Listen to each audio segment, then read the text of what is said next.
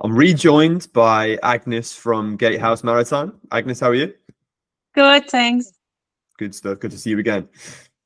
Agnes, the general feeling in the news is that after the turmoil we saw in 2021, 2022, that supply chains are beginning to stabilize.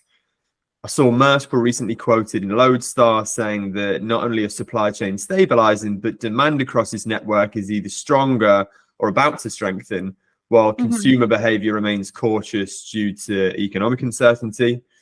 Supply Chain Dive, great name, are telling a similar story, saying that now freight rates have fallen back down to earth from record highs. The ship queue off the port of Los Angeles has all but disappeared.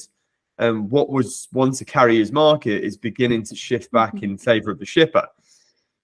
But as is the business we're in, personally, I care less for the narrative and more for what the data is telling us. I know that Gatehouse are tracking these events quite closely, so I was hoping that you could provide us the kind of macro and micro view on ocean supply chain stability.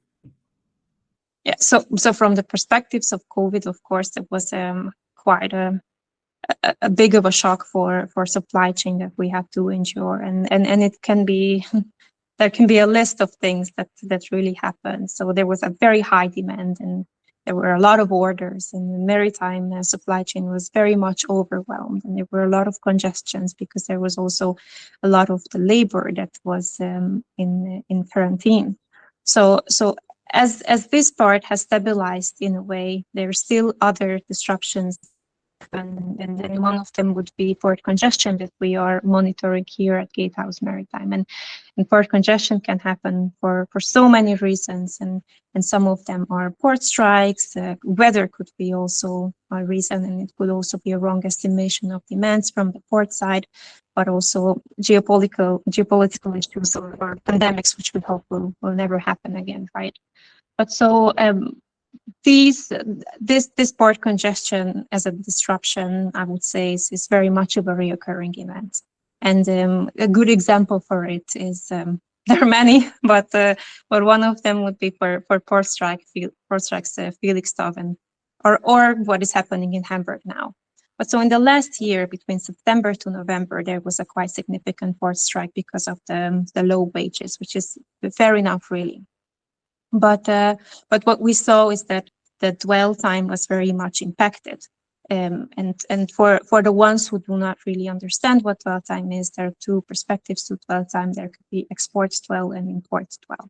And we speak of export dwell when a container is entering a port and is leaving a port on the mode of transportation as sea. So getting in and being loaded on a vessel and leaving to the next destination. And import dwell is basically the other way around. So when the vessel is arriving to the port of destination, the container is being discharged, and afterwards leaving the port to the next with the next mode of transportation. That could be train or truck. So at the time of the strike in the last year, the export dwell time was up to 325 hours, which is at an average now is down to 200.